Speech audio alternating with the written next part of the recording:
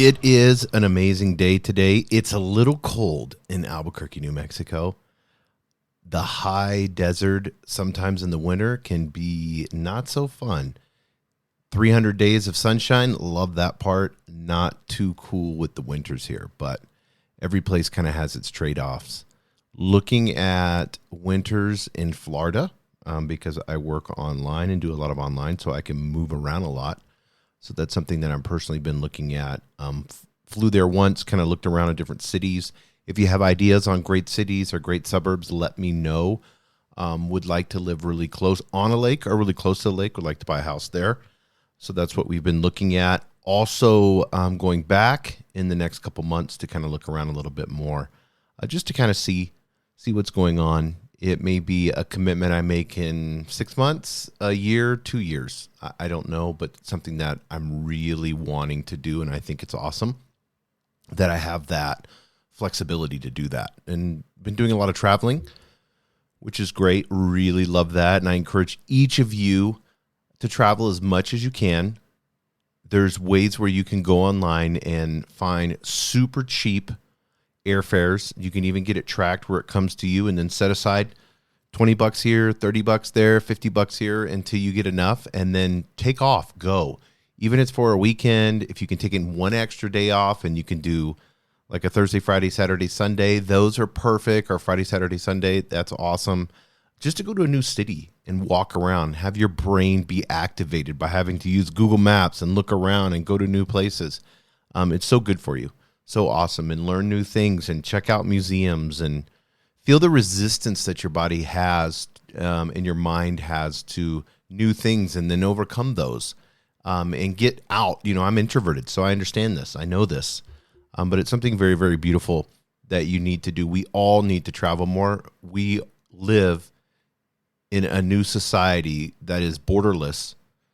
So it is silly for us not to take the time to run around all over the world whenever we can. And it's so inexpensive now. You can get inexpensive Airbnbs. You can stay in hostels.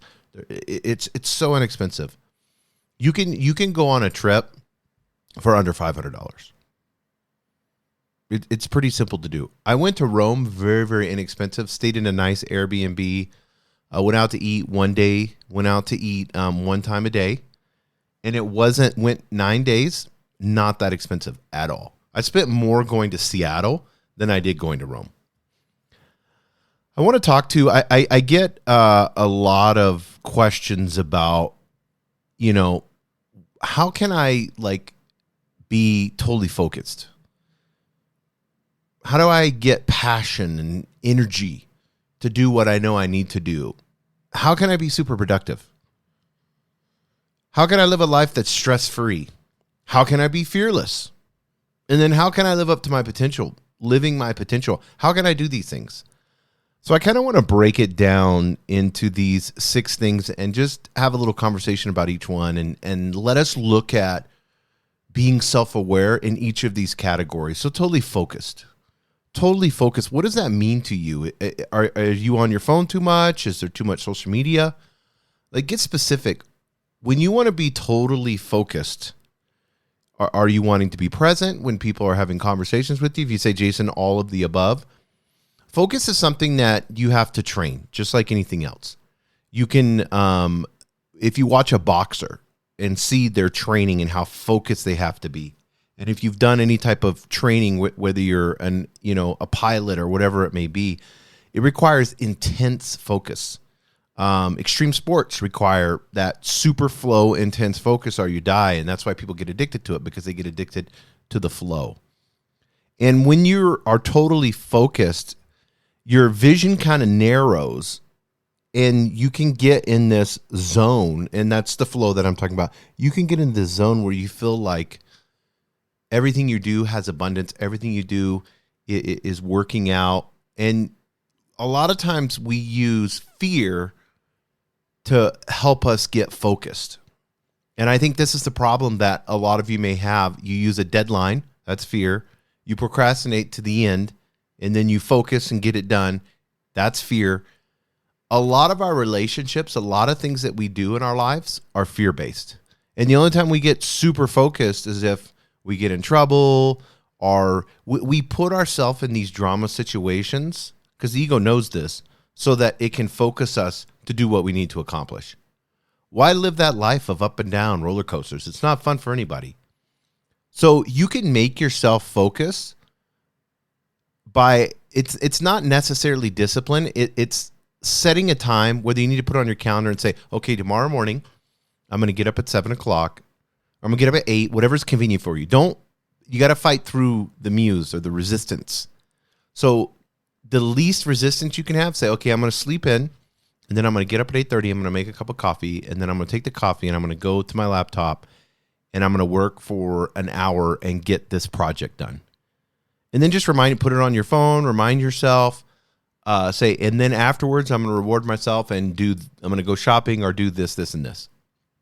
That will help you break this fear habit of I'm only focused if I'm fearful. That's totally focused. Working with energy and passion. Where does passion come from? Where does it come from? Think about it. When you're super passionate, I'm talking like super passionate, where is that coming from? Usually it's coming from this inner knowing that's in you that is aligned with who you honestly, truly are. So it's this like transparent filter that shows like, I'm really passionate, like what I do. I'm a chief marketing officer for a tech company, Tartle.co, Tartle.co. So I'm truly passionate about marketing. I love it. I when I talk, it exudes passion. When I talk to somebody or have conversations about marketing, I get super pumped and excited about all the cool features and every new thing that's out and how you can market to people nowadays and how you can target them and who you can talk to and the messages and branding and creative and all that. I love all that and I get super passionate about it and it gives me energy. My work gives me energy. It doesn't take away. It charges. My work charges my battery. It doesn't take away from my battery. And you need to look at that. And if you're in the wrong job, it's going to drain your battery.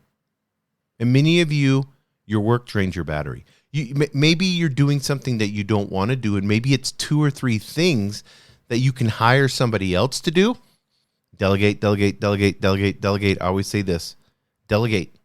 You can hire somebody for $5 an hour in the Philippines. I have a lot of people that I use in the Philippines because why do I use them? 1, they're inexpensive. Number 2, they have amazing personalities, amazing people. I love the Philippines. If you haven't gone there, they have the best beaches in the world, by the way. And number 3, they have amazing food. That's not why I hired them. One thing is they're inexpensive. It's very inexpensive to get somebody from the Philippines that can help you do jobs that you hate to do. And then the next thing is not only do they have a great personality, but everyone there in school learns English. You would be surprised how good their English is. And you may need to interview 5 or 10 people instead of interview like 2 or 3. Interview like 5 or 10 on a Zoom call. Have a conversation with them. Put the video on. Amazing. I've met some amazing people, and we use them a lot with Tartle for English show notes on our podcast, for lots of different things, or video editing for not just the podcast. We use them for all different kinds of things. It's amazing how we tend to think like work can only be done and we can only hire people from the local community and that's it, when we have people that are specialized and experts in doing so many different things that we don't even realize. And with technology, with Zoom, you can hop on a Zoom and have a call with pajamas on from your house with somebody in the Philippines. It's so awesome. Assistance, whatever you want, is available. It's onlinejobs.ph, online jobs, all one word, .ph. That's where I do most of my hiring. So that's a little tidbit for you. But that'll at least, if you delegate, then you can focus on things with your work that gives you energy and passion. Some of you think that you need to do it all. You have this victim where I'm the owner, or I'm this, or I'm that, I'm the CEO. I have to do it all. I have to do the thing. You don't have to do the things you hate. You don't. You can get reports, have somebody else do them, and then get reports on them and see how they're doing and just coach them through it. And have a meeting once a month and go through it and see how the month went and outline it in a macro way. You don't have to get bogged down in the details and get in the weeds on everything. 80% of your work should be you working with your energy and passion. And that right there, what's going to happen? When you're working with your higher self, when you're working and you're totally focused and flow and you have energy and passion, guess what's going to happen? You begin to get, as Gay Hendricks says, in your zone of genius. You become more creative. Things just come to you out of thin air. Amazing ideas. Your ROI goes way up. Those managerial tasks that you're doing that somebody else can do is actually hurting you big time. You think you're saving money by being stingy and having a scarcity mindset? You're actually losing a ton of money because you're not able to be creative and work on the macro part. You work on your business, not in your business. I've said that a million times. And then number 3, totally focused, working with energy and passion. Number 3, super productive.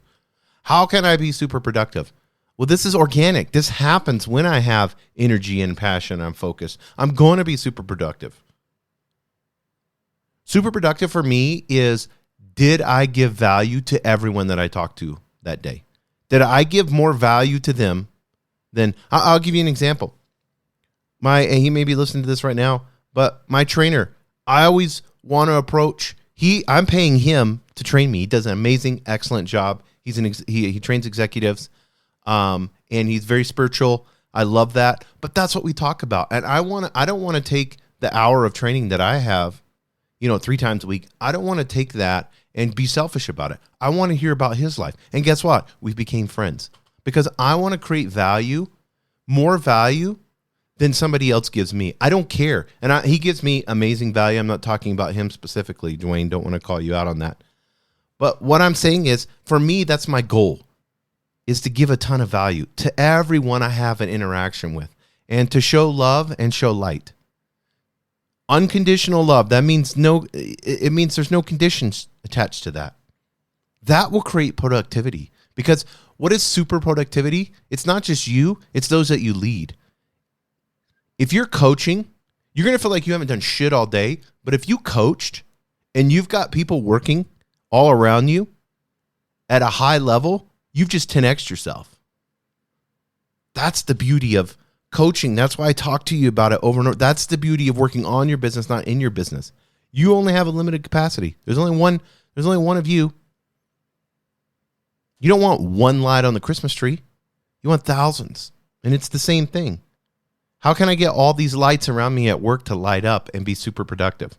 If you get them to be productive, you're naturally going to be productive. You're only going to be working in your energy and passion. You're going to be totally focused. You're going to be leading, and it's going to be amazing. Trust me on this. Next is stress-free. Well, what stresses you out? What stresses you out? Well, every day I go into work and there's this problem and this problem. You have fires because, and I've said this over and over again, I'm going to say it again. You have a lot of fires because you micromanage. You don't let people be leaders. You don't need to handle every customer service call. If somebody's mad and they want to talk to the owner, one of your managers or one of your customer success people can talk to them and solve it. Look at Nordstrom, the way they treat people. Look at Zappos. Read about those. Look at, type in, how does Zappos treat customers? How does Nordstrom treat customers? When there's an issue, how do they treat customers? Implement that. Guess what happens? Yeah, you're going to have a couple like over the top things, but you have somebody. Let me, what is this worth your time? Is $5 worth your time to not have to, would you pay $5 not to have a happy customer and you not have to handle it? Let me give you one little tip. Somebody handles it. They're kind of like, they handle it. They do an okay job. The customer's fairly satisfied. And then that customer gets an email and a text and says, hey, I'm sorry about, what went on. I feel really bad. We just wanted to give you a Starbucks gift card. Here you go. Right after the call. Now the call went from like a 5 or a 6, an okay call, to a 10. And you didn't have to get involved. And it cost you $5 from a Starbucks card. There are so many things that you can do. So many things that you can do that will eliminate stress. And when you're in your zone of genius with energy and passion and focus and productive, you're going to catch on to these creative ideas. And you're going to be able to implement them because you're working on systems. You're like, oh, what's broken in my customer success system? Why am I having to get involved all the time? Oh, well, let's do this. Let's do this. Let's empower people. Let's trust people. Let's love people. And then in turn, maybe they will trust and love their customers. Imagine that. Fearless. Next one. This is the one I'm working on for this year. To be more fearless. What does that look like? I don't need approval from everyone. I don't need to seek approval from people. That's narcissistic. I don't need somebody to say, oh, Jason, you did an amazing job, or oh, Jason, you're the best, or oh, I don't need any of that. I don't need, because if I get that emotion, then it hijacks me, and then now I'm getting my emotions based off of how I think people are feeling towards me, which I have no idea how they filter me. They could be blowing smoke up my ass when they're giving me a compliment. Being fearless is making the right decisions regardless of the outcome. Who cares if they give you praise or if they tell you you're all screwed up? It does not matter. Fearless is making that right decision. How do you find the right decision? By being in your zone of genius. See how all these work together? When you're in your zone of genius, you're creative. When you're creative, you're in your higher self. When you're being honest, get this word, when you're being honest with yourself, answers come. They do. How many times have you heard, Elon Musk says this time, I was just taking a shower and then all of a sudden this idea came to me and next thing you know, I built Tesla. Where did that idea just come from? He was in his zone of genius. And so can you. Next is living your potential. Living your potential. What is your potential? What does that look like? Your potential. Maybe you want to make $100,000 a year and you're happy and you want tons of freedom. Maybe that's what you want. What's your potential? You need to outline that. I want to do this, and I want to make this much money. I want to be independent. I want to have this. I want to do this. I want to be a millionaire. I want to be a billionaire. I want to do this, and this. I want to have 5 companies, 1 company, whatever it may be. I want to stay in the job I have now and be there for 20 years and have job security and be an amazing leader because I love my company that I work for. Whatever it is, know your potential. Outline your potential. Get intimately involved with your potential. Make out with your potential. You should know, if I say, hey, what does living your potential look like? You should have an outline on Google Docs that talks about that and shows that. Get clear on what your potential is. Vision boards can help you with that. So many different things. Get excited, get pumped. That's going to give you passion. That's going to give you energy. That's going to make you more productive. That's going to let you feel less stress-free, right? You're going to be fearless because you're going to know what your potential is, and you're going to be focused towards that potential. So guys, let's get excited. Let's get focused. Let's work with energy and passion. Let's be super productive. Let's be stress-free. Let's be fearless, and let's live in our potential. Thank you for joining us on the Albuquerque Business Podcast. And thanks to our sponsor, RigbyDigital.com. Make sure to subscribe and share. And go to abqpodcast.com. Get show notes, resources, and links to everything we talked about today to help you navigate your journey as an entrepreneur and business owner.